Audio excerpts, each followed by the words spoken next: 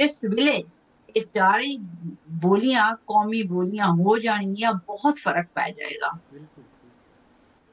ਔਰ ਇਸੇ ਵਾਸਤੇ ਅਸੀਂ ਇਹ ਸਟਰਗਲ ਕਰ ਰਹੇ ਹਾਂ।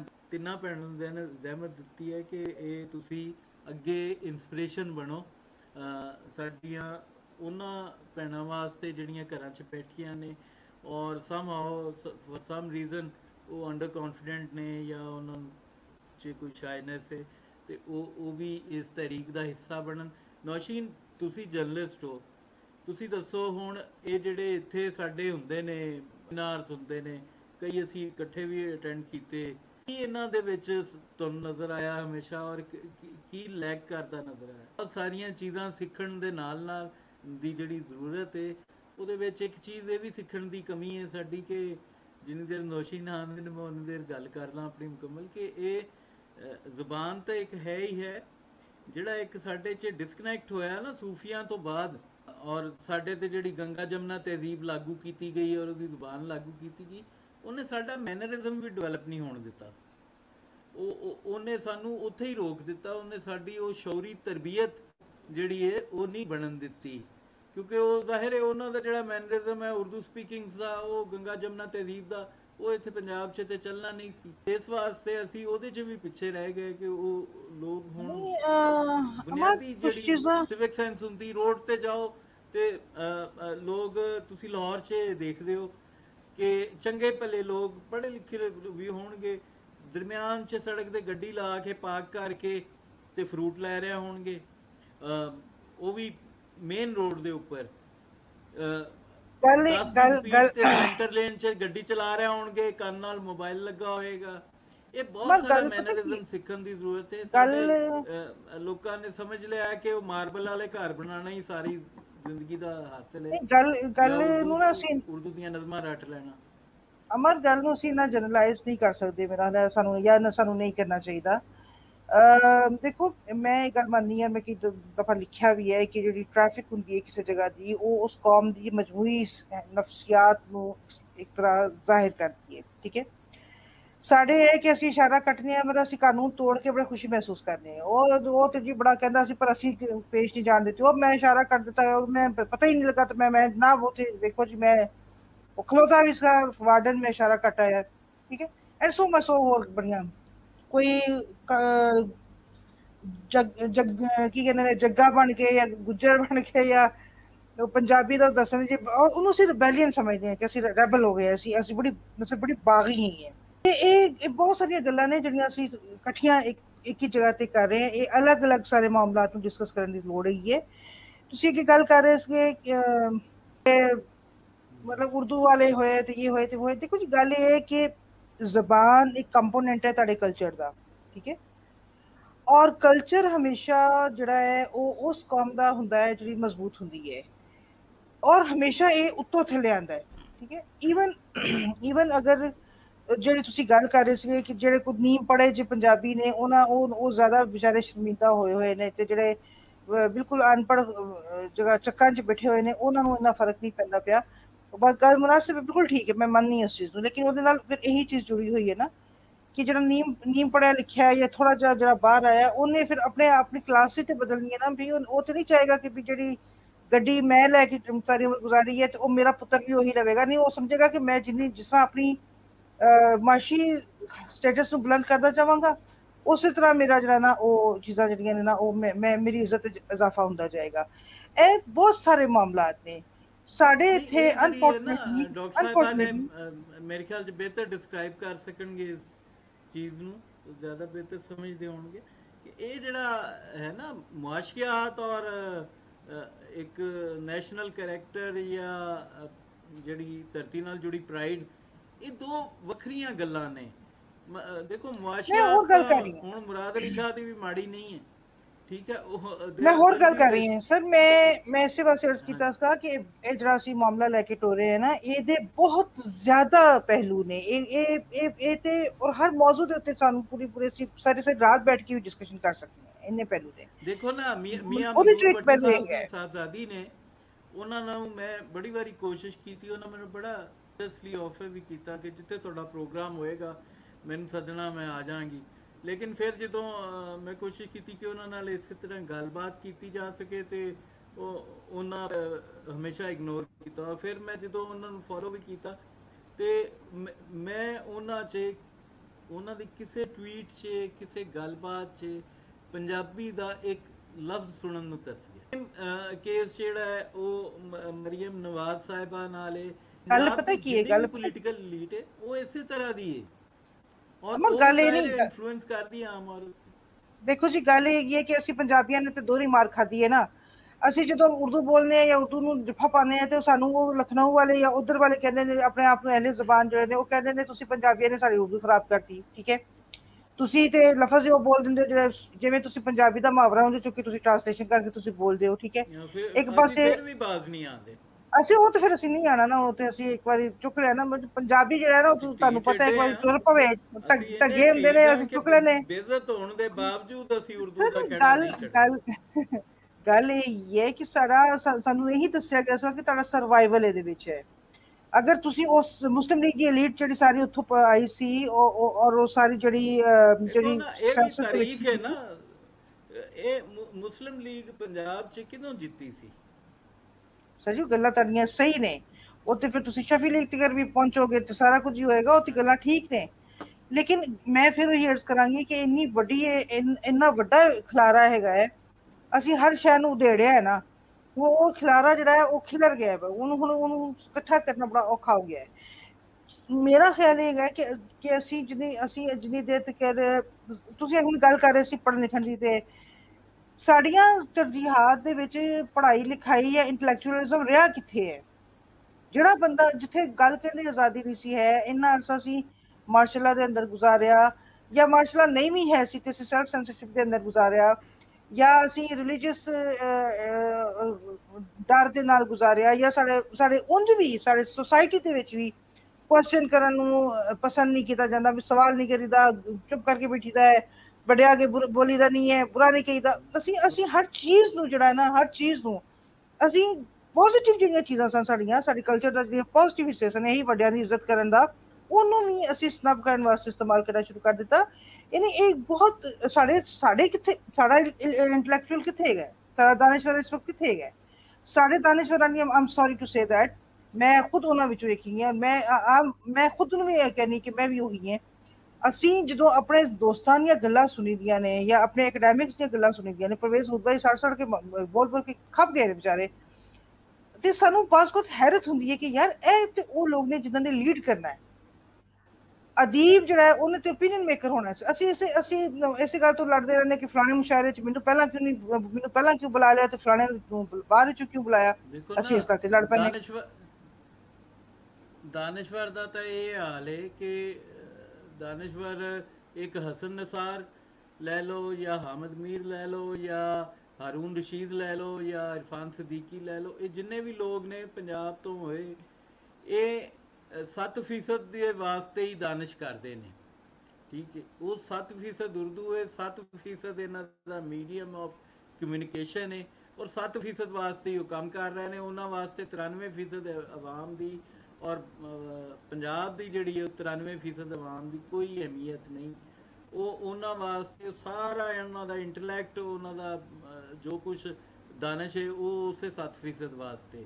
ਪੰਜਾਬ ਦਾ ਤਰੱਕੀ ਪਸੰਦ ਜਿਹੜਾ ਲੈਫਟਿਸਟ ਹੈ ਉਹ ਵੀ ਉਸੇ 7% ਦੇ ਵਿੱਚ ਉਲਝਿਆ ਹੋਇਆ ਹੈ, ਜਿਹੜਾ ਆਪਣੇ ਆਪ ਨੂੰ ਰੋਸ਼ਨ ਖਿਆਲ ਕਹਿੰਦਾ, ਔਰ ਬਾਬੇ ਜ਼ੌਕ ਤੇ ਬਾਬੇ ਜ਼ੌਕ, ਉਹ ਜਿੰਨੀਆਂ ਵੀ ਅਪਾਕ ਟੀ ਹਾਊਸ ਜਿਹੜਾ ਹੈ, ਇਹ ਵੀ ਮੈਂ ਕਹਿੰਦਾ ਇਹ ਸਾਮਰਾਜੀਅਤ ਦੀ ਅਲਾਮਤ ਹੈ ਲਾਹੌਰ ਸ਼ਹਿਰ ਦੇ ਵਿੱਚ, ਕਿ ਇਹ ਵੀ ਉਰਦੂ ਦੀ ਪ੍ਰਮੋਸ਼ਨ ਵਾਸਤੇ ਇੱਕ ਅਦਾਰਾ।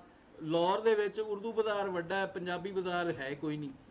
ਇਹ ਗੱਲ ਇਹ ਹੈ ਸਰ, ਗੱਲ ਇਹ ਹੈ, ਮੈਂ ਕਤਕ ਲਾਮੀ ਮਾਫ, ਗੱਲ ਇਹ ਹੈ ਕਿ ਸਭ ਤੋਂ ਪਹਿਲਾਂ ਤੇ ਮੇਰਾ ਖਿਆਲ ਹੈ ਕਿ ਸਾਨੂੰ ਇਹ ਮਾਈਂਡਸੈਟ ਛੱਡਣਾ ਹੋਏਗਾ ਕਿ ਅਸੀਂ ਕਿਸੇ ਨੇ ਸਾਨੂੰ ਪਿੱਛੇ ਕਰ ਦਿੱਤਾ ਹੈ। ਠੀਕ ਹੈ, ਉਹ ਉਰਦੂ ਹੈ, ਪੰਜਾਬੀ ਹੈ, ਉਹ ਸਰਕਾਰ ਕੀਤਾ ਹੈ ਜਾਂ ਨਹੀਂ ਕੀਤਾ ਹੈ। ਮੈਂ ਇਹ ਨਹੀਂ ਗੱਲ ਕਹਿ ਰਹੀ ਕਿ ਨਹੀਂ ਕੀਤਾ, ਮੈਂ ਕਿਸੇ ਨੂੰ ਡਿਫੈਂਡ ਨਹੀਂ ਕਰ ਰਹੀ ਹਾਂ, ਮੈਂ ਜਨਰਲ ਗੱਲ ਕਰ ਰਹੀ ਹਾਂ ਕਿ ਜਿੰਨੀ ਦੇਰ ਤੱਕ ਅਸੀਂ ਇਹ ਮਾਈਂਡਸੈਟ ਨਹੀਂ ਛੱਡਣਾ ਨਾ ਕਿ ਜੀ ਮੈਂ ਤੇ ਬੜਾ ਸਹੀ ਸੀਗਾ, ਫਲਾਣੇ ਨੇ ਆ ਕੇ ਮੈਨੂੰ ਖਰਾਬ ਕਰਤਾ, ਉਨੀ ਦੇਰ ਕਰੇ ਮਾਮਲਾ ਸਿੱਧਾ ਨਹੀਂ। ਉਹ ਮਤਲਬ ਕਈ ਚੀਜ਼ਾਂ ਨੇ ਨਾ, ਦੇਖੋ ਅਗਰ ਅਸੀਂ ਤੇ ਆਪਣੇ ਦੇ ਉੱਤੇ ਹੀ ਗੱਲ ਕਰ ਰਹੇ ਹਾਂ ਨਾ।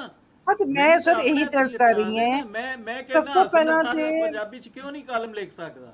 ਸਰ मैं ਉਹਨਾਂ कहना ਨਹੀਂ ਲਿਖਣਾ, नजम सेठी पंजाबी च क्यों नहीं कॉलम लिख सकता? ਗੱਲ ਇਹ ਹੈ ਕਿ मैं ਉਹਨੇ ਨਹੀਂ ਲਿਖਣਾ, कहना ਉਹ फैज नहीं अहमद लिखਿਆ। फैज पंजाबी च शायरी क्यों नहीं सी कर सकता? ਸਰ ਗੱਲ ਇਹ ਹੈ ਕਿ ਅਸੀਂ इकबाल ਉਹਨੂੰ ਅਸੀਂ पंजाबी ਉਹ च ਕਿਉਂ शायरी ਨਹੀਂ क्यों नहीं सी कर सकता? ਸਰ ਜੀ ਅਸੀਂ देखो ਉਹਨਾਂ ना, ਕੋਲ ਐਕਸਪੈਕਟ ਨਹੀਂ ਕਰਨਾ, ਅਸੀਂ ਉਹਨਾਂ ਕੋਲ ਐਕਸਪੈਕਟ ਨਹੀਂ ਕਰਨਾ ਕਿ ਅਸੀਂ ਉਹਨਾਂ ਕੋਲ ਕਿਉਂ ਐਕਸਪੈਕਟ ਕਰੀਏ ਕਿ ਉਹ ਸਾਡੇ ਮੁਤਾਬਿਕ ਚੱਲਣ। ਉਹ ਵੀ ਤੇ ਹੀ ਐਕਸਪੈਕਟ ਕਰ ਸਕਦੇ ਨੇ ਕਿ ਅਸੀਂ ਉਹਨਾਂ ਦੇ ਮੁਤਾਬਿਕ ਚੱਲੀਏ। ਦਿਸ ਇਜ਼ ਉਹ ਇਹ ਡਿਬੇਟ ਇੱਕ ਅਲੱਗ ਹੈ। ਅਸੀਂ ਇਹ 73 ਸਾਲ ਤੋਂ ਅਸੀਂ ਉਹਨਾਂ ਦੇ ਮੁਤਾਬਿਕ ਚੱਲ ਕੇ ਕੰਪਲੀਟ ਫੇਲਿਅਰ ਤੇ ਪਹੁੰਚ ਚੁੱਕੇ ਹਾਂ। ਸੋ ਗੱਲ ਇਹ ਹੈ ਕਿ 73 ਸਾਲ ਅਸੀਂ ਪੰਜਾਬ ਨੂੰ ਲੈ ਕੇ ਚੱਲੇ ਦਿਵਾਲੀਆਪਨ ਦੇ ਉਹ ਸ਼ੌਰੀ ਤੌਰ ਤੇ ਫਿਕਰੀ ਦਿਵਾਲੀਆਪਨ ਦੇ ਸ਼ਿਕਾਰ ਲੋਕਾਂ ਨੂੰ ਇਸ ਗੱਲ ਤੇ ਸੋਚਣਾ ਚਾਹੀਦਾ ਹੈ ਕਿ 73 ਸਾਲ 'ਚ ਅਸੀਂ ਆਪਣਾ ਨਿਜ਼ਾਮੇ ਤਾਲੀਮ ਬਿਹਤਰ ਕੀਤਾ ਹੈ ਜਾਂ ਖਰਾਬ ਤੋਂ ਖਰਾਬਤਰ ਕੀਤਾ ਹੈ। ਸਾਡਾ ਨਿਜ਼ਾਮੇ ਤਾਲੀਮ 47 'ਚ ਅੱਜ ਦੇ ਨਿਜ਼ਾਮੇ ਤਾਲੀਮ ਤੋਂ ਬਿਹਤਰ ਸੀ। ਅਸੀਂ ਹਰ ਦਿਨ ਪਿੱਛੇ ਗਏ। ਦੇਖੋ ਉਹਦੇ ਵਿੱਚ ਕਸੂਰ ਉਰਦੂ ਦਾ ਜਾਂ ਉਰਦੂ ਬੋਲਣ ਦਾ ਤੇ ਨਹੀਂ ਹੈ ਨਾ। ਉਰਦੂ ਓਵਰਆਲ ਇੱਕ ਇੰਤਜ਼ਾਮ ਹੈ। ਨਹੀਂ ਤੁਸੀਂ ਲੈ ਕੇ ਪੰਜਾਬੀ ਜਿਹੜਾ ਉਰਦੂ ਦਾ ਵਕੀਲ ਹੈ, ਜਿਹੜਾ ਪੰਜਾਬੀ ਨੂੰ ਉਹਦੇ 'ਚ ਫੈਜ਼ ਵੀ ਸ਼ਾਮਲ ਹੈ, ਉਹਦੇ 'ਚ ਇਕਬਾਲ ਵੀ ਸ਼ਾਮਲ ਹੈ, ਤਮਤਰ ਇਤਰਾਮ ਦੇ ਨਾਲ ਉਹਦੇ ਵਿੱਚ ਹਸਨ ਨਸਾਰ ਵੀ ਸ਼ਾਮਲ ਹੈ, ਉਹਦੇ 'ਚ ਹਾਰੂਨ ਰਸ਼ੀਦ ਵੀ ਸ਼ਾਮਲ। ਉਹਦੇ ਹਰ ਪੰਜਾਬੀ ਸ਼ਾਇਰ ਅਦੀਬ ਰਾਈਟਰ ਜਿਹੜਾ ਉਰਦੂ ਆਏ, ਜਿਹਨੇ ਉਰਦੂ ਦਾ ਪਾਣੀ ਪੜਿਆ, ਉਰਦੂ ਦਾ ਮਾਸ਼ਕੀ ਬਣਿਆ, ਉਹ ਸਾਰੇ ਦੇ ਸਾਰੇ ਇਸ ਸਰਵਿਸ 'ਚ ਸ਼ਾਮਲ ਨੇ। ਉਹਨਾਂ ਸਾਰੇ ਇਹਦੇ 'ਚ ਕੋਈ ਬੁਰੀ ਗੱਲ ਨਹੀਂ। ਦੇਖੋ ਜੀ ਨਹੀਂ ਗੱਲ ਇਹ ਅਮਰ ਗੱਲ ਇਹ ਇੱਥੇ ਥੋੜਾ ਜਿਹਾ ਮੈਂ ਤੁਹਾਡੇ ਨਾਲ ਇਖਤਲਾਫ ਕਰਾਂਗੀ ਕਿ ਮੈਂ ਨਹੀਂ ਸਮਝਦੀ ਕਿ ਇਸ ਤਰ੍ਹਾਂ ਦੀ ਬੁਰੀ ਗੱਲ ਹੈ। ਅਗਰ ਤੁਸੀਂ ਇਹਨਾਂ 7% ਦੇ ਸੋ ਕਾਲਡ ਜਿਨ੍ਹਾਂ ਨੂੰ ਉਹ ਅਹਿਲੇ ਜ਼ੁਬਾਨ ਸ਼ਾਇਰ ਵੀ ਨਹੀਂ ਮੰਨਦੇ, ਅਗਰ ਤੁਸੀਂ ਇਹਨਾਂ ਨੂੰ ਸੈਲੀਬ੍ਰਿਟੀ ਨਾ ਬਣਾਇਆ ਹੁੰਦਾ ਨਾ ਤੇ ਫਿਰ ਮੈਂ ਸਵਾਲ ਨਾ ਚੁੱਕਦਾ। ਤੁਸੀਂ ਇਹਨਾਂ ਨੂੰ ਸੈਲੀਬ੍ਰਿਟੀ ਵੀ ਬਣਾਇਆ ਫਿਰ ਮੁੜ ਕੇ। ਨਹੀਂ ਗੱਲ ਇਹ ਹੈ ਹਜ਼ੂਰ, ਗੱਲ ਇਹ ਹੈ ਕਿ ਉਹਨਾਂ ਅਸੀਂ ਇਸ ਮਾਈਂਡਸੈਟ ਤੋਂ ਸਾਨੂੰ ਬਾਹਰ ਆਉਣਾ ਚਾਹੀਦਾ ਹੈਗਾ ਕਿ ਉਹਨੇ ਫਲਾਣੇ ਨੇ ਇਹ ਫਲਾ ਕੰਮ ਨਹੀਂ ਦਿੱਤੀ। ਸਰ ਦੇਖੋ ਨਾ, ਤੁਸੀਂ ਉਸਤਾਦ ਦਾਮਨ ਨੂੰ ਅਹਿਮੀਅਤ ਨਹੀਂ ਦਿੱਤੀ, ਤੁਸੀਂ ਉਸਤਾਦ ਦਾਮਨ ਨੂੰ ਅਹਿਮੀਅਤ ਦਿੱਤੀ। ਉਸਤਾਦ ਦਾਮਨ ਇਹ ਕ੍ਰਿਮੀਨਲ ਨੈਗਲੀਜੈਂਸ ਹੈ ਪੰਜਾਬੀਆਂ ਦੀ। ਗੱਲ ਇਹ ਕਿ ਉਸਤਾਦ ਦਾਮਨ ਸਾਹਿਬ ਨੇ ਤੇ ਉਹ ਤੇ ਮਤਲਬ ਮਹਿਫਿਲ ਦੇ ਬੰਦੇ ਸਨ, ਉਹਨਾਂ ਨੇ ਤੇ ਆਪਣੀ ਸ਼ਾਇਰੀ ਨੂੰ ਵੀ ਸਹੀ ਤਰ੍ਹਾਂ ਛਪਾਉਣ ਵਾਲੇ ਪਾਸੇ ਤਵੱਜੋ ਨਹੀਂ ਦਿੱਤੀ। ਉਹਨਾਂ ਦੇ ਉੱਤੇ ਕੋਈ ਕੰਮ ਸੀਰੀਅਸ ਅਸੀਂ ਕਰਵਾਇਆ? ਪਹਿਲਾ ਸਵਾਲ ਹੈ। ਉਹਨਾਂ ਦੇ ਨਾਲ ਉਹਨਾਂ ਨੂੰ ਨਿਸਾਬ ਵਿੱਚ ਸ਼ਾਮਿਲ ਕਰਾਉਣ ਦੀ ਕੋਸ਼ਿਸ਼ ਅਸੀਂ ਕੀਤੀ, ਉਹਨਾਂ ਨੂੰ ਟ੍ਰਾਂਸਲੇਟ ਕਰਕੇ ਦੁਨੀਆ ਤੱਕ ਪਹੁੰਚਾਉਣ ਦੀ ਕੋਸ਼ਿਸ਼ ਅਸੀਂ ਕੀਤੀ। ਤੁਸੀਂ ਜਿਹੜੇ ਉਰਦੂ ਦੇ ਲੋਕਾਂ ਦੀ ਗੱਲ ਕਰ, ਇੱਕ minute let me finish for 1 minute ਤਰਮ ਜੀ। ਗੱਲ ਇਹ ਹੈ ਕਿ ਤੁਸੀਂ ਗੱਲ ਕਰ ਰਹੇ ਹੋ ਫੈਜ਼ ਜਾਂ ਇਕਬਾਲ ਦੀ, ਦੋ ਬੰਦਿਆਂ ਦੀ। ਅਸੀਂ ਇਹਨਾਂ ਦੋਨਾਂ ਦੀ ਮਿਸਾਲ ਹੀ ਲੈ ਲੈਂਦੇ ਹਾਂ। ਕਿਆ ਜਿਸ ਟਾਈਮ ਤੇ ਇਕਬਾਲ ਲਿਖ ਰਹੇ ਸਨ ਉਸ ਤੋਂ ਇਕਬਾਲ ਤੋਂ ਇਲਾਵਾ ਹੋਰ ਕੋਈ ਸ਼ਾਇਰ ਨਹੀਂ ਸੀ ਜਿਹੜਾ ਉਰਦੂ 'ਚ ਲਿਖ ਰਿਹਾ ਸੀ? ਠੀਕ ਹੈ, ਇੱਕ ਸਵਾਲ। क्या जिस टाइम फैज लिख रहे सन उस तो बाद और उस तो पहले क्या उर्दू लिखने वाले होर शायद नहीं सनेगे? कुछ इन्हां शायरां दी किस्मत कह लो, कुछ इन्हां दी प्रमोशन दे जेड़ा वे ऑफ जेड़ा तरीकेकार है उन्होंने कह लो। ओदी रीजन इकबाल दी सानू याद किदों आई है? देखो जी 1938 इकबाल फौत हुंदे ने। 1940 ਦੇ ਵਿੱਚ ਇਕਬਾਲ ਦੀ ਕਬਰ ਤੋਂ ਕੁਝ ਫਾਸਲੇ ਦੇ ਉੱਤੇ, ਚੰਦ ਗਜ਼ ਦੇ ਫਾਸਲੇ ਦੇ ਉੱਤੇ ਤੁਹਾਡਾ ਇੱਕ ਬੜਾ ਵੱਡਾ ਜਲਸਾ ਹੁੰਦਾ ਹੈ। ਕਿਆ ਉਸ ਜਲਸੇ ਦੇ ਵਿੱਚ ਕਿਸੇ ਜਗ੍ਹਾ ਤੇ ਵੀ ਜਿਹੜਾ 2 ਦਿਨ 3 ਦਿਨ ਜਾਰੀ ਰਹਿੰਦਾ ਹੈ, ਉਸ ਅਰਸੇ ਦੇ ਵਿੱਚ ਕਿਆ ਕਿਸੇ ਨੇ ਵੀ ਇਕਬਾਲ ਦਾ ਜ਼ਿਕਰ ਕੀਤਾ? ਪਹਿਲਾ ਸਵਾਲ।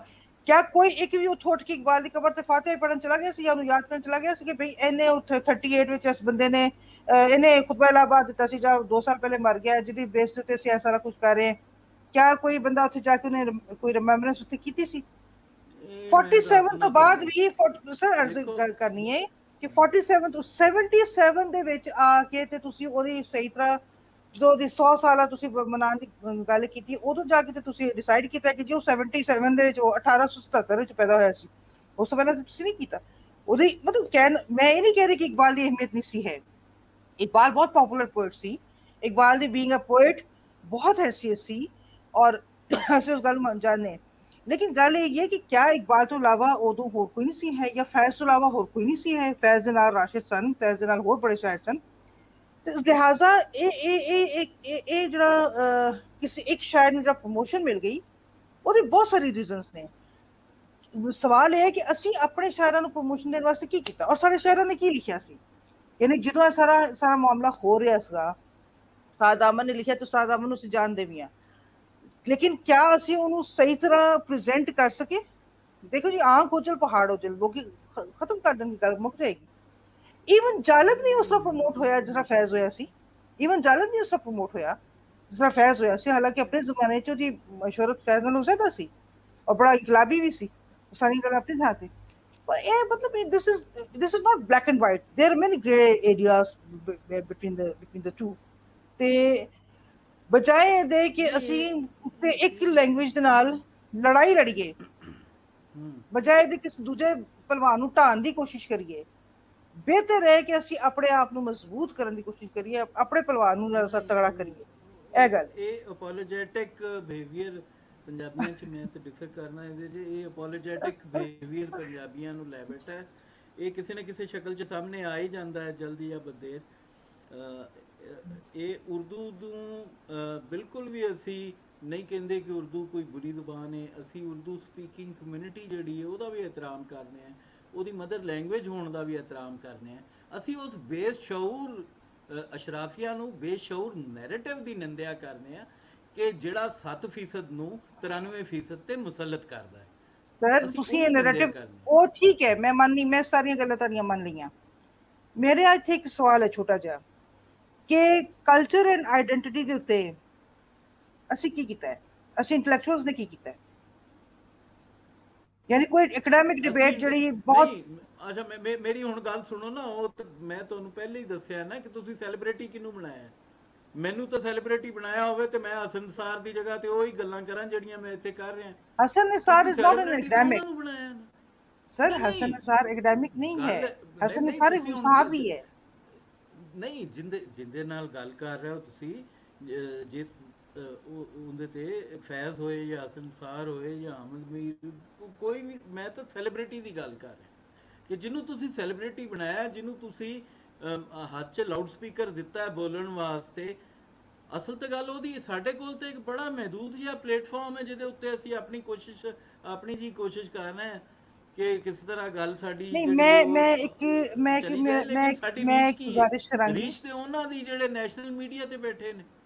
ਗੱਲ ਇਹ ਕਿ ਮੈਂ ਗੁਜ਼ਾਰਿਸ਼ ਕਰਾਂਗੀ ਕੀ ਕਰੇ ਦਾਨਿਸ਼ਵਰ ਹੁਣ ਵਾਰਿਸ ਸ਼ਾਹ ਤਾਂ ਹੈ ਨਹੀਂ ਕਿ ਜਿਹੜਾ ਪਿੰਡ 'ਚ ਖੂਹ ਤੇ ਬੈਠੇ ਬਾਬੇ ਨੂੰ ਵੀ ਜ਼ਬਾਨੀ ਯਾਦ ਹੋਵੇ ਤੇ ਪੜ੍ਹਨਾ ਭਾਵੇਂ ਉਹਨੂੰ ਨਾ ਆਉਂਦਾ ਹੋਵੇ। ਮੈਂ ਕੱਲ ਪਰਸੋਂ ਇੱਕ ਕਿਤਾਬ ਪੜ੍ਹੀ ਸੀ ਸਾਹਿਰ ਲੁਧਿਆਣਵੀ ਦੇ ਉੱਤੇ ਸੁਰਿੰਦਰ ਦਿਓਲ ਸਾਹਿਬ ਦੀ, ਤੇ ਉਹਦੇ 'ਚ ਉਹਦਾ ਪ੍ਰੀਫੇਸ ਹੈਗਾ ਗੋਪੀ ਚੰਦ ਨਾਰੰਗ ਸਾਹਿਬ ਦਾ।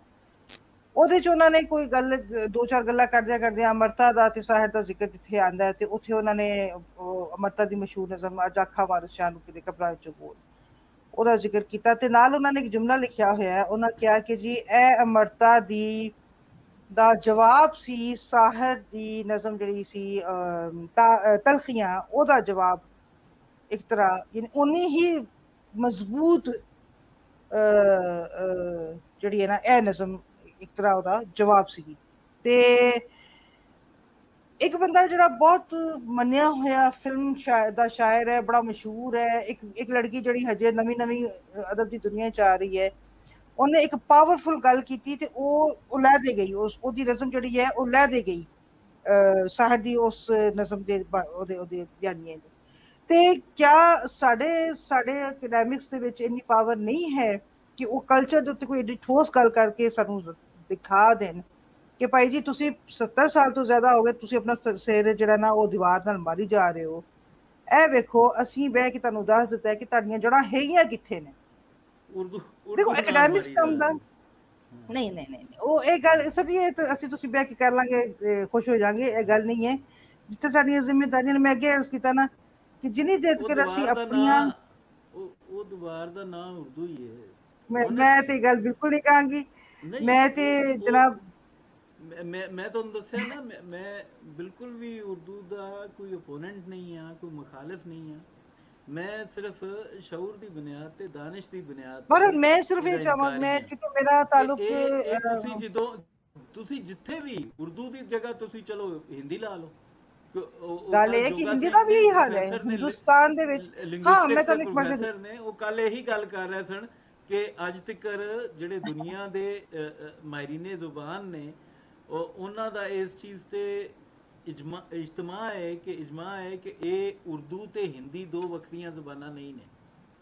ਉਹ ਤੇ ਬੇਸ਼ੱਕ ਸਾਰੀਆਂ ਹਨ, ਮੈਂ ਉਸ ਤੇ ਨਹੀਂ, ਇੱਕ ਭਾਸ਼ਾ ਦੋ ਲਿਖਾਵਟ, ਫਿਰ ਉਸ ਤੋਂ ਬਾਅਦ ਉਹਦਾ ਵੀ ਜਵਾਬ ਆਇਆ ਕਿ ਅਸੀਂ ਤੁਸੀਂ ਉਰਦੂ ਦੀ ਜਗ੍ਹਾ ਤੇ ਅੰਗਰੇਜ਼ੀ ਲੈ ਆਓ, ਚਲੋ ਉਰਦੂ ਦਾ ਅਗਰ ਤੁਹਾਨੂੰ ਲੱਗਦਾ ਹੈ ਕਿ ਕੋਈ ਗੁਸਤਾਖੀ ਹੁੰਦੀ ਤੋਹੀਨ ਹੁੰਦੀ, ਅੰਗਰੇਜ਼ੀ ਰੱਖ ਲਓ ਉਰਦੂ ਦਾ ਨਾਂ। नहीं नहीं, मैं ਲੇਕਿਨ इस ਇਹ कर ਵੇ मैं ਕਿ नहीं, मेरा पॉइंट ऑफ व्यू ਨਹੀਂ, मुख्तलिफ है थोड़ा ਤੁਸੀਂ जा ਇਹ थे। ਦੇਖੋ ਕਿ ਦੇਖੋ ਇਹ ਇੱਕ ਗੈਰ ਫਿਤਰੀ ਮਸਨੂਈ ਚੀਜ਼ ਹੈ ਜਿਹੜੀ ਅਸੀਂ ਸਪੈਸ਼ਲੀ 73 ਦੇ ਕਨਸਟੀਟਿਊਸ਼ਨ ਤੋਂ ਬਾਅਦ ਫਾਲੋ ਹੋਈ ਕਿ ਜੀ ਇਹ अमर ਨੈਸ਼ਨਲ मैं ਲੈਂਗੁਏਜ ਨੇ। अमर मैं एग्जैक्टली ਜਿਹੜੀ ਗੱਲ ਤੁਸੀਂ ਹੁਣ ਕਰ ਰਹੇ ਹੋ ਇਸੇ ਤਰਫ ਹੀ ਪਹਿਲੇ ਇਸ਼ਾਰਾ ਕਰਨ ਦੀ ਕੋਸ਼ਿਸ਼ ਕੀਤੀ ਸੀ ਕਿ ਜਦੋਂ ਤੁਸੀਂ ਆਪਣੇ ਅਸਲ ਨੂੰ ਭੁੱਲਦੇ ਹੋ ਨਾ, ਔਰ ਤੁਸੀਂ ਇੱਕ ਉਹਦੇ ਤੇ ਮਲੰਮਾਕਾਰੀ ਕਰਦੇ ਹੋ, ਤੁਸੀਂ ਇਹ ਸਮਝਦੇ ਹੋ ਕਿ ਅਸੀਂ ਕਿਸੇ ਤਰ੍ਹਾਂ ਕ੍ਰੀਏਟ ਕਰ ਲਾਂਗੇ ਆਪਣੇ ਇੱਕ ਰੂਟਸ ਕ੍ਰੀਏਟ ਕਰ ਲਾਂਗੇ, ਤੇ ਫਿਰ ਉਹੀ ਹੁੰਦਾ ਜਿਹੜਾ ਹੋ ਰਿਹਾ ਹੈ। ਮੈਂ ਇਹੀ ਅਰਜ਼ ਕਰ ਰਹੀ ਸੀ ਕਿ ਬਜਾਏ ਇਹਦੇ ਕਿ ਅਸੀਂ ਇੱਕ ਇਹ ਕਹੀਏ ਕਿ ਫੁਲਾਹ ਨੇ ਸਾਨੂੰ ਨਹੀਂ ਕੀਤਾ ਜਾਂ ਫੁਲਾਹ ਨੇ ਨਹੀਂ ਹੈ, why don't we just get up and do something. ਅਸੀਂ ਆਪਣੀ ਆਇਡੈਂਟੀਟੀ ਦੇ ਉੱਤੇ ਆਪ ਕਿਉਂ ਨਹੀਂ ਕੰਮ ਕਰਦੇ ਹਾਂ? ਅਸੀਂ ਕੋਈ ਐਕੈਡੈਮਿਕ ਵਰਕ ਕਿਉਂ ਨਹੀਂ ਕਰਦੇ ਹਾਂ? ਐਕੈਡੈਮਿਕ ਕੰਮ ਕਰੀਏ ਨਾ, ਕੋਈ ਤਾਰੀਖ ਚੋਂ ਕੱਢ ਕੇ ਲਿਆਈਏ, ਕੋਈ ਦੱਸੀਏ ਕਿ ਵੀ ਇਹਨਾਂ, ਔਰ ਅਸੀਂ ਇਹਨੂੰ ਮੁਆਸ਼ਰੇ ਨਾਲ ਕਿਉਂ ਨਹੀਂ ਜੋੜਦੇ ਹਾਂ? ਤੁਸੀਂ ਗੱਲ ਕਰ ਰਹੇ ਸੀ ਕਿ ਹਿੰਦੁਸਤਾਨ ਦੇ ਵਿੱਚ ਜਿਹੜਾ ਸਰਹੱਦ ਤੋਂ ਪਾਰ ਜਿਹੜਾ ਉੱਥੇ ਪੰਜਾਬੀ ਕੰਪੈਰੀਟਿਵਲੀ ਮਹਿਫੂਜ਼ ਰਹੀ ਹੈ, ਇੱਥੇ ਨਹੀਂ ਰਹਿ ਸਕੀ ਹੈ। ਸਰ ਉਹਦੇ ਚ ਇੱਕ ਬੜੀ ਵੱਡੀ ਗੱਲ ਹੈ, ਬੜੀ ਵਜੂਹਾਤ ਨੇ। ਦੇਖੋ ਇੱਕ ਤਾਂ ਉਹ ਧਾਰਮਿਕ ਲੈਂਗੁਏਜ, ਹਾਂਜੀ ਉਹ ਧਰਮ ਦੀ ਜ਼ੁਬਾਨ ਨੇ ਜੀ, ਮੈਂ ਐਗਜ਼ੈਕਟਲੀ ਇਹ ਗੱਲ ਕਰ ਰਹੀ ਸੀ ਕਿ ਉਹ ਸੈਕਰਡ ਟੈਕਸਟ ਉਹਨਾਂ ਦਾ। ਉੱਥੇ ਵੀ ਆਈਡੀਅਲਿਜ਼ਮ ਜਿਹੜਾ ਹੈ ਉਹ ਇੰਨਾ ਨਹੀਂ ਹੈ। ਉਹ ਜਿਹੜੀ ਮੁਆਸ਼ ਹੈ ਉਹ ਕੈਨੇਡਾ ਯੂਕੇ ਚ ਹੀ ਜੁੜਿਆ ਹੈ। ਉਹ ਪਰੇਸ਼ਾਨ ਨੇ ਅੱਜ। ਅੱਛਾ ਇੱਕ ਗੱਲ ਹੋਰ ਮੈਂ ਤੁਹਾਨੂੰ ਦੇਖੋ ਜੀ ਮੈਂ ਇੱਕ ਚੀਜ਼, ਉਹ ਇਹੀ ਕਹਿ ਰਹੇ ਸਨ ਕਿ ਜਿਹੜੇ ਲਹਿੰਦੇ ਪੰਜਾਬ 'ਚ ਬੱਚੇ ਨੇ ਉਹ ਇਸ ਵੇਲੇ ਅੰਗਰੇਜ਼ੀ ਵੱਲੇ ਜ਼ਿਆਦਾ ਰੁਝਾਨ ਹੈ ਉਹਨਾਂ ਦਾ ਬਜਾਏ ਪੰਜਾਬੀ। ਇੱਕ ਦੇਖੋ ਨਾ, ਮੈਂ ਤੁਹਾਨੂੰ ਇੱਕ ਛੋਟੀ ਜਿਹੀ ਗੱਲ ਕਰਨੀ ਹੈ, ਇੱਕ ਛੋਟੀ ਜਿਹੀ ਗੱਲ ਹੈ।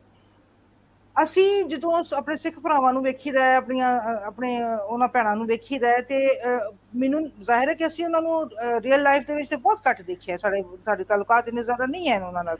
ਅਸੀਂ ਜ਼ਿਆਦਾਤਰ ਮੀਡੀਆ ਦੇ ਥਰੂ, ਫਿਲਮ ਦੇ ਥਰੂ, ਇਹਨਾਂ ਚੀਜ਼ਾਂ ਦੇ ਥਰੂ ਦੇਖਦੇ ਹਾਂ। ਤੇ ਤੁਸੀਂ ਇੱਕ ਚੀਜ਼ ਨੋਟਿਸ ਕੀਤੀ ਹੋਏਗੀ ਡੈਫੀਨੇਟਲੀ ਕਿ they celebrate their things, their culture, components of their culture. ਭੰਗੜੇ ਨੂੰ ਸੈਲੀਬ੍ਰੇਟ ਕਰਨਗੇ, ਪੱਗ ਨੂੰ ਸੈਲੀਬ੍ਰੇਟ ਕਰਨਗੇ, ਆਪਣੀ ਜ਼ਬਾਨ ਦੇ ਬੋਲਣ ਨੂੰ ਸੈਲੀਬ੍ਰੇਟ ਕਰਨਗੇ, ਆਪਣੇ ਬੁਲਾਰਿਆਂ ਨੂੰ ਸੈਲੀਬ੍ਰੇਟ ਕਰਨਗੇ, ਆਪਣੇ ਪਟਿਆਲਾ ਪੈਗ ਨੂੰ ਸੈਲੀਬ੍ਰੇਟ ਕਰਨਗੇ। ਦੇ ਸੈਲੀਬ੍ਰੇਟ ਦੈਮਸੈਲਵਸ। ਉਹ ਇੰਨਾ ਕਲਰਫੁਲ ਲੱਗਦਾ ਹੈ ਕਿ ਅਸੀਂ ਵੀ ਕਹਿੰਦੇ ਯਾਰ ਹਾਂ ਠੀਕ ਹੈ, ਮਜ਼ਾ ਆ ਰਿਹਾ, ਰੌਲਾ ਪੈ ਰਿਹਾ ਹੈ। We don't celebrate ourselves. ਜਿਹੜਾ ਹੈ ਨਾ ਅਸਲ 'ਚ ਦੇਖੋ ਧਰਮ ਜਿਹੜਾ ਹੈ ਨਾ ਉਹ ਬਹੁਤ ਵੱਡਾ ਇੱਕ ਪਿਲਰ ਹੈ ਜੋੜ ਕੇ ਰੱਖਣ ਦਾ। ਹੁਣ ਇੱਥੇ ਅਸੀਂ ਕੀ ਕੀਤਾ? ਸਾਡੀ ਬਦਦਿਆਨਤੀ ਕੀ ਹੋਈ ਹੈ? ਅਸੀਂ ਜਿਹੜਾ ਕੀਤਾ, ਅਸੀਂ ਉਰਦੂ ਨੂੰ ਮੁਸਲਮਾਨਾਂ ਨੇ ਹਿੰਦੀ ਜ਼ੁਬਾਨ ਕਰਾਰ ਦੇ ਦਿੱਤਾ। ਅਸੀਂ ਤਾਂ ਇੰਜ ਦੀਆਂ ਬਦਦਿਆਨਤੀਆਂ ਵੀ ਕੀਤੀਆਂ ਨਾ।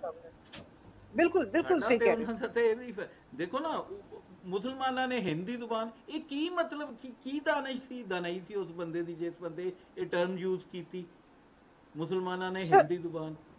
ਕੌਣ ਸੀ ਉਹ ਬੰਦਾ? ਸਰ ਉਹ ਮੁਸਲਮਾਨਾਂ ਨੇ ਹਿੰਦ ਦੀ ਜਿਹੜੀ ਮੈਂ ਕਹਿੰਦਾ ਕਿ ਇਸ ਮੌਜੂ ਦੇ ਉੱਤੇ ਤੁਹਾਨੂੰ ਇੱਕ ਅਲੱਗ ਪ੍ਰੋਗਰਾਮ ਕਰਨਾ ਚਾਹੀਦਾ ਹੈਗਾ, ਕਿਉਂਕਿ ਇੰਨਾ ਆਸਾਨੀ ਦੇ ਨਾਲ ਕਰਨ ਵਾਲਾ ਨਹੀਂ ਹੈ। 17ਵੀਂ ਸਦੀ ਦੀ ਉਰਦੂ ਉਹ ਮੁਸਲਮਾਨਾਂ ਨੇ ਹਿੰਦੀ ਜ਼ੁਬਾਨ ਉਹਨੇ ਬਣਾ ਛੱਡੀ 11ਵੀਂ ਸਦੀ ਦੇ ਬਾਬੇ ਫਰੀਦ ਤੋਂ ਟੱਪ ਕੇ। ਮਤਲਬ ਇੰਨੀ ਵੱਡੀ ਬਦਦਿਆਨਤੀ ਕੀਤੀ, ਇਹ ਪਤਾ ਨਹੀਂ ਸਰ ਦੇਖੋ ਜੀ ਗੱਲ ਇਹ ਹੈ, ਜਿੰਨੇ ਵੀ ਆਖਿਆ ਸਰ ਜੀ ਗੱਲ ਇਹ ਹੈ 1867 ਦੇ ਵਿੱਚ ਜਦੋਂ ਬਨਾਰਸ ਵਿੱਚ ਉਰਦੂ ਹਿੰਦੀ ਤਨਾਜ਼ਾ ਹੋਇਆ ਸੀ, ਜਿਹਨੇ ਬਹੁਤ ਇਸ ਖਿੱਤੇ ਦੀ ਪੋਲਿਟਿਕਸ ਨੂੰ ਇੱਕ ਨਵਾਂ ਮਤਲਬ ਚੈਨਲਾਈਜ਼ ਕਰਨ ਵਿੱਚ ਬੜਾ ਇੰਪੋਰਟੈਂਟ ਰੋਲ ਅਦਾ ਕੀਤਾ ਸੀਗਾ। ਉਸ ਜ਼ਮਾਨੇ ਦੇ ਵਿੱਚ ਮਸਲਾ ਇਹ ਸੀਗਾ ਕਿ ਹਿੰਦੀ ਨੂੰ ਨਾਫਿਜ਼ ਕੀਤਾ ਜਾਏ ਜਾਂ ਉਰਦੂ ਨੂੰ ਨਾਫਿਜ਼ ਕੀਤਾ ਜਾਏ। ਠੀਕ ਹੈ, ਇਹ ਬੜਾ ਰੌਲਾ ਪਿਆ ਰਿਹਾ, ਬੜੇ ਬੰਦੇ ਵੀ ਮਰੇ, ਉਹਦੇ 'ਚ ਬੜਾ ਕੁਝ ਹੋਇਆ। ਮਾਮਲਾ ਕੀ ਸੀ ਕਿ ਉਸ ਹਿੰਦੀ ਔਰ ਉਰਦੂ ਬੋਲਣ ਦੇ ਵਿੱਚ ਇੱਕੋ ਜਿਹੀਆਂ ਜ਼ਬਾਨਾਂ ਸਨ, ਔਰ ਜਿਹੜਾ ਹਿੰਦੀ 'ਚ ਬੋਲਦਾ ਸੀ ਉਰਦੂ ਨੂੰ ਵੀ ਸਮਝ ਲੈਂਦਾ ਸੀ, ਜਿਹੜਾ ਉਰਦੂ 'ਚ ਬੋਲਦਾ ਸੀ ਉਹ ਹਿੰਦੀ ਨੂੰ ਵੀ ਹਜੇ ਤੱਕ ਸਮਝ ਲੈਂਦਾ ਹੈ। ਮਸਲਾ ਕਿੱਥੇ ਸੀ? ਮਸਲਾ ਲਿਪੀ ਦਾ ਸੀ, ਲਿਖਣ ਦਾ। ਤੇ ਲਿਖਣ ਦਾ ਮਸਲਾ ਤੇ ਉਹਦਾ ਹੈ ਨਾ ਜਿਹੜਾ ਪੜ੍ਹਨਾ ਲਿਖਣਾ ਜਾਣਦਾ ਹੈ, ਲਿਖਣ ਦਾ ਮਸਲਾ ਤੇ ਉਹਦਾ ਹੈ। ਮੇਰਾ ਸਵਾਲ ਇਹ ਸੀਗਾ ਕਿ ਉਸ ਜ਼ਮਾਨੇ ਦੇ ਵਿੱਚ 18ਵੀਂ ਸਦੀ ਦੇ ਐਸਾ ਮਿਡ ਤੋਂ ਥੱਲੇ ਆਉਂਦਿਆਂ ਹੋਇਆ 19ਵੀਂ ਸਦੀ ਦੇ ਕਿੰਨੇ ਲੋਕ ਸਨ ਹਿੰਦੁਸਤਾਨ ਪੂਰੇ ਦੇ ਵਿੱਚ ਜਿਹੜਾ ਲਿਖਣਾ ਪੜ੍ਹਨਾ ਜਾਣਦੇ ਸਨ ਤੇ ਜਿਨ੍ਹਾਂ ਦਾ ਇਹ ਮਸਲਾ ਸੀ? ਸਰ 3% ਸਨ, 3% ਪੂਰੇ ਹਿੰਦੁਸਤਾਨ ਦੇ ਵਿੱਚ 3% ਲੋਕ ਸਨ ਜਿਨ੍ਹਾਂ ਨੂੰ ਲਿਖਣਾ ਪੜ੍ਹਨਾ ਆਉਂਦਾ ਸੀ, ਜਿਨ੍ਹਾਂ ਦਾ ਇਹ ਪ੍ਰੋਬਲਮ ਹੋ ਸਕਦਾ ਸੀ। ਉਹ ਵੀ ਸਿਰਫ ਪੰਜਾਬ ਦੇ ਵਿੱਚ ਨਹੀਂ ਸਨ ਹੈਗੇ ਜਾਂ ਸਿਰਫ ਹਿੰਦੁਸਤਾਨ ਯਾਨੀ ਨਾਰਥ ਇੰਡੀਆ ਦੇ ਵਿੱਚ ਨਹੀਂ ਸੀਗੇ, ਪੂਰੇ ਹਿੰਦੁਸਤਾਨ ਦੀ ਮੈਂ ਗੱਲ ਕਰ ਰਹੀ। 97% ਦਾ ਮਸਲਾ ਹੀ ਨਹੀਂ ਸੀ ਹੈ, ਜਿਹਦੇ ਉੱਤੇ ਇੰਨਾ ਵੱਡਾ ਇੱਕ ਇਸ਼ੂ ਕ੍ਰੀਏਟ ਹੋਇਆ ਕਿ ਦੋ ਜ਼ਬਾਨਾਂ ਅਲੱਗ-ਅਲੱਗ, ਦੋ ਮੁਲਕ ਅਲੱਗ-ਅਲੱਗ, ਦੋ ਕੁਵਤਾਂ ਅਲੱਗ-ਅਲੱਗ, ਬਹੁਤ ਜ਼ਿਆਦਾ ਮਿਸਇੰਟਰਪ੍ਰੀਟੇਸ਼ਨਸ ਹੋਈਆਂ। ਤੇ ਇਹ ਮੈਂ ਅਰਜ਼ ਕੀਤਾ ਨਾ ਕਿ ਮਾਮਲਾਤ ਇਸ ਕਦਰ ਸਿੱਧੇ ਨਹੀਂ ਹੈਗੇ ਜਿੰਨਾ ਅਸੀਂ ਨੂੰ ਇੰਨੀ ਆਸਾਨੀ ਨਾਲ ਨਹੀਂ ਸਰਸਰੀ ਨਹੀਂ ਦੇ ਸਕਦੇ। ਇਹਦੇ ਤੇ ਤੁਹਾਨੂੰ ਸਾਨੂੰ ਇੱਕ ਪ੍ਰੋਗਰਾਮ ਜ਼ਰੂਰ ਕਰਨਾ ਚਾਹੀਦਾ ਹੈ। I'll insist you, I'll request you ਕਿ ਇਹਦੇ ਤੇ ਪ੍ਰੋਗਰਾਮ ਜ਼ਰੂਰ ਐਕੈਡੈਮਿਕਲੀ ਕਰਨਾ ਚਾਹੀਦਾ ਹੈ। ਜੀ ਜੀ ਜ਼ਰੂਰ, ਇਨਸ਼ਾਅੱਲਾ ਜਿਸ ਤਰ੍ਹਾਂ ਤੁਸੀਂ ਜ਼ਰੂਰ ਕਰਾਂਗੇ, ਜ਼ਰੂਰ ਕਰਾਂਗੇ। ਬਹੁਤ ਵਧੀਆ, ਅੱਜ ਦੀ ਬਹੁਤ ਮੇਰੇ ਖਿਆਲ 'ਚ ਵਧੀਆ ਗੱਲਬਾਤ ਹੋ ਗਈ। ਔਰ ਸਾਰਾ ਹੀ ਇਹਨੂੰ ਜਦੋਂ ਅਸੀਂ ਐਡਿਟ ਕਰਾਂਗੇ ਤੇ ਇਹਦੇ 'ਚ ਤੁਹਾਡੇ ਸਾਰਿਆਂ ਦੇ ਪੀਸਸ ਲਹਿਦਾ ਮੈਂ ਸੋਚ ਰਿਹਾ ਕਿ ਇਹਨੂੰ ਐਡਿਟ ਕਰਕੇ ਤੇ ਸਾਡਾ ਅਗਲੇ ਹਫਤੇ ਤੱਕ ਬੜਾ ਅੱਛਾ ਅੱਜ ਦਾ ਹੀ ਹੋ ਗਈ, ਕਿਉਂਕਿ ਮੋਰ ਦੈਨ 2 ਆਵਰਸ ਹੋ ਗਏ ਤੇ ਬੜਾ ਕੰਪਰੀਹੈਂਸਿਵ ਕਿਸਮ ਦਾ ਸਾਡੇ ਕੋਲ ਇੱਕ ਰਿਕਾਰਡ ਜਮ੍ਹਾਂ ਹੋ ਗਿਆ। ਬਾਕੀ ਜਿਹੜੇ ਵੀਰ ਸੁਣਦੇ ਨੇ ਉਹ ਜ਼ਿਹਨ 'ਚ ਰੱਖਣ, ਧਿਆਨ 'ਚ ਰੱਖਣ ਕਿ ਉਰਦੂ ਨਾਲ ਸਾਡੀ ਕੋਈ ਦੁਸ਼ਮਣੀ ਨਹੀਂ, ਉਰਦੂ ਸਪੀਕਿੰਗ ਨਾਲ ਸਾਡੀ ਕੋਈ ਦੁਸ਼ਮਣੀ ਨਹੀਂ। ਸਾਡਾ ਮਸਲਾ ਇਹ ਹੈ ਕਿ ਸਾਨੂੰ ਇਹ ਹਕੀਕਤਨ ਇਹ ਫੀਲ ਹੁੰਦਾ ਹੈ ਔਰ ਦਰੁਸਤ ਫੀਲ ਹੁੰਦਾ ਹੈ ਕਿ ਜਿਸ ਤਰੀਕੇ ਨਾਲ ਉਰਦੂ ਇੱਥੇ ਨਾਫਜ਼ ਕੀਤੀ ਗਈ ਕਿ ਕੋਈ ਵਜ੍ਹਾ ਨਹੀਂ ਕਿ ਬੱਚੇ ਨੂੰ ਉਹਦੀ ਸਿੱਖਿਆ ਜਿਹੜੀ ਹੈ ਉਹਦੀ ਮਾਂ ਬੋਲੀ 'ਚ ਨਾ ਦਿੱਤੀ ਜਾਏ, ਬਲਕਿ ਉਹਦੀ ਮਾਂ ਬੋਲੀ ਤੋਂ ਹਟ ਕੇ ਇੱਕ ਤੀਸਰੀ ਭਾਸ਼ਾ ਦੀ ਦਿੱਤੀ ਜਾਏ। ਤੁਸੀਂ ਅਗਰ ਅੰਗਰੇਜ਼ੀ 'ਚ ਦੇ ਰਹੇ ਹੁੰਦੇ ਤਾਂ ਫਿਰ ਵੀ ਕੋਈ ਤੁਸੀਂ ਜਸਟੀਫਿਕੇਸ਼ਨ ਦੇ ਸਕਦੇ ਸੀ ਕਿ ਉਹ ਰੋਜ਼ਗਾਰ ਦੀ ਜ਼ੁਬਾਨ ਹੈ, ਉਹ ਸਾਇੰਸ ਐਂਡ ਟੈਕਨੋਲੋਜੀ ਦੀ ਜ਼ੁਬਾਨ ਹੈ, ਉਹ ਇੰਟਰਨੈਸ਼ਨਲ ਲੈਂਗੁਏਜ ਹੈ, ਅਤੇ ਉਹਦੇ ਵਾਸਤੇ ਕਈ ਸਾਰੀਆਂ ਜਸਟੀਫਿਕੇਸ਼ਨਸ ਹੋ ਸਕਦੀਆਂ ਸਨ। ਲੇਕਿਨ ਜਿਹੜੀ ਕੁਆਲੀਫਿਕੇਸ਼ਨਸ ਤੁਸੀਂ ਉਰਦੂ ਦੀਆਂ ਦੱਸਦੇ ਹੋ ਉਸ ਤੋਂ ਵੱਧ ਕੁਆਲੀਫਿਕੇਸ਼ਨਸ ਤਾਂ ਪੰਜਾਬੀ 'ਚ ਮੌਜੂਦ ਨੇ ਔਰ ਉਰਦੂ ਦੇ ਮੇਰੇ ਖਿਆਲ 'ਚ ਪੈਦਾਇਸ਼ ਤੋਂ ਵੀ ਪਹਿਲੇ ਤੋਂ ਮੌਜੂਦ ਨੇ। ਜਦੋਂ ਦਾ ਬਾਬੇ ਫਰੀਦ ਦਾ ਕਲਾਮ ਹੈ ਜਾਂ ਜਦੋਂ ਦੀ ਅਰਥ ਸ਼ਾਸਤਰ ਲਿਖੀ ਗਈ ਹੈ 2500 ਸਾਲ ਪਹਿਲੇ, ਅਤੇ ਇਹ ਕੁਆਲੀਫਿਕੇਸ਼ਨਸ ਤੋਂ ਪੰਜਾਬੀ 'ਚ ਹਮੇਸ਼ਾ ਤੋਂ ਮੌਜੂਦ ਸਨ ਔਰ ਇਸ ਤੋਂ ਜ਼ਿਆਦਾ ਮੌਜੂਦ ਸਨ। ਸੋ ਉਰਦੂ ਨਾਲ ਕੋਈ ਐਸਾ ਵੈਰ ਨਹੀਂ, ਅਸੀਂ ਬਤੌਰ ਵਫਾਕੇ ਪਾਕਿਸਤਾਨ ਦੀ ਜ਼ੁਬਾਨ ਦੇ ਤੌਰ 'ਤੇ ਉਹਦਾ ਇਹਤਰਾਮ ਕਰਨਾ। ਲੇਕਿਨ ਜਦੋਂ ਮੈਂ ਪਿਛਲੀ ਵਾਰੀ ਵੀ ਇਹੀ ਅਰਜ਼ ਕੀਤੀ ਸੀ ਭੈਣਾਂ ਨਾਲ ਬੈਠਿਆ ਕਿ ਜਦੋਂ ਤੁਸੀਂ ਕਹੋਗੇ ਕਿ ਤੇਰੀ ਕੌਮੀ ਜ਼ੁਬਾਨ ਕਿਹੜੀ ਹੈ ਤੇ ਮੈਂ ਫਿਰ ਪੰਜਾਬੀ ਹੀ ਕਹਾਂਗਾ, ਕਿਉਂਕਿ ਮੇਰੀ ਕੌਮ ਪੰਜਾਬੀ ਹੈ ਜੀ। ਅਤੇ ਇਸ ਵਾਸਤੇ ਗੁੱਸਾ ਕੋਈ ਨਾ ਕਰੇ। ਬਾਕੀ ਮੈਂ ਡਾਕਟਰ ਸਾਹਿਬਾ ਦਾ ਵੀ ਸ਼ੁਕਰਗੁਜ਼ਾਰ ਹਾਂ, ਡਾਕਟਰ ਸ਼ੋਰਤ ਸ਼ਨਾਜ਼ ਸਾਹਿਬਾ ਦਾ ਵੀ, ਔਰ ਇਹ ਤਾਂ ਮੇਰੀ ਭੈਣ ਆ, ਪੰਜਾਬੀ ਭੈਣ। ਅਸੀਂ ਰਲ ਕੇ ਕਰਦੇ ਰਹਾਂਗੇ ਹਫਤੇ ਦੇ ਹਫਤੇ ਪ੍ਰੋਗਰਾਮ ਇਨਸ਼ਾਅੱਲਾ, ਔਰ ਜਿੰਨੀ ਕੁ ਸਾਡੇ ਕੋਲੋਂ ਜਾਗਰਤੀ ਦਿੱਤੀ ਜਾ ਸਕੇਗੀ ਅਸੀਂ ਦਿਆਂਗੇ ਔਰ ਕੋਸ਼ਿਸ਼ ਕਰਾਂਗੇ। ਤੁਸੀਂ ਵੀ ਕੋਸ਼ਿਸ਼ ਕਰਿਆ ਕਰੋ ਕਿ ਜਿਹੜਾ ਅਸੀਂ ਇਹਨਾਂ ਭੈਣਾਂ ਨਾਲ ਗੱਲ ਕਰਨੇ ਆ ਨਾ, ਇਹ ਤੁਸੀਂ ਆਪ ਨਾ ਸੁਣਿਆ ਕਰੋ, ਬਲਕਿ ਆਪਣੀਆਂ ਘਰ ਵਾਲੀਆਂ ਨੂੰ ਸੁਣਾਇਆ ਕਰੋ, ਕਿਉਂਕਿ ਇਹ ਔਰਤਾਂ ਵਾਸਤੇ ਅਸੀਂ ਪ੍ਰੋਗਰਾਮ ਕਰ ਰਹੇ ਹਾਂ, ਮਾਵਾਂ ਵਾਸਤੇ ਕਰ ਰਹੇ ਹਾਂ। ਔਰ ਜਿਵੇਂ ਮੈਂ ਪ੍ਰੋਗਰਾਮ ਦੇ ਸ਼ੁਰੂ 'ਚ ਕਿਹਾ ਸੀ ਕਿ ਜੇ ਮਾਂ ਤੋਂ ਬਗੈਰ ਤੁਸੀਂ ਪੰਜਾਬੀ ਤਹਿਰੀਕ ਲੈ ਕੇ ਟੁਰੋਗੇ ਤਾਂ ਤੁਸੀਂ ਤਾਂ ਔਤਰੇ ਨਖਤਰੇ ਹੋ ਮਰਦੋ। ਅਸੀਂ ਮਤਲਬ ਬੰਦੇ ਅਸੀਂ ਨਹੀਂ ਜਿਉਂਦੀ ਰੱਖ ਸਕਦੇ ਮਾਂ ਬੋਲੀ। ਮਾਂ ਬੋਲੀ ਮਾਂ ਦੀ ਹੈ, ਅਤੇ ਜੇ ਮਾਂ ਤਿੱਕਰ ਨਾ ਆਪਣੀ ਤੇ ਫਿਰ ਨਹੀਂ ਇਹ ਬਚਣੀ। ਅਤੇ ਮਾਂ ਤਿੱਕਰ ਤਾਂ ਹੀ ਆਪਣੇਗੀ ਜਦੋਂ ਤੁਸੀਂ ਇੰਜ ਦੇ ਸਕਾਲਰਸ ਦੀ ਜਿਹੜੀ ਔਰਤਾਂ ਦੇ ਵਿੱਚ ਸਕਾਲਰਸ ਨੇ ਉਹਨਾਂ ਦੀਆਂ ਗੱਲਾਂ ਤੁਸੀਂ ਆਪਣੀਆਂ ਧੀਆਂ ਭੈਣਾਂ ਨੂੰ, ਮਾਵਾਂ ਨੂੰ, ਬੀਵੀਆਂ ਨੂੰ ਘਰਾਂ 'ਚ ਸੁਣਾਓਗੇ ਅਤੇ ਫਿਰ ਹੀ ਗੱਲ ਇਹ ਸੈਂਸਿਟਾਈਜ਼ ਹੋਏਗਾ ਮੁਆਸ਼ਰਾ। ਅਤੇ ਥੈਂਕ ਯੂ ਵੈਰੀ ਮਚ, ਬਹੁਤ ਸ਼ੁਕਰੀਆ ਤੁਹਾਡਾ। ਅਤੇ ਇਨਸ਼ਾਅੱਲਾ ਉਮੀਦ ਹੈ ਕਿ ਤੁਸੀਂ ਇੰਝ ਹੀ ਜੁੜੇ ਰਹੋਗੇ ਅਤੇ ਅਸੀਂ ਇਹ ਜਿਹੜਾ ਇੱਕ ਸਫ਼ਰ ਹੈ ਅਵੇਅਰਨੈਸ ਦਾ ਇਹਨੂੰ ਟੋਰੀ ਰੱਖਾਂਗੇ ਜੀ।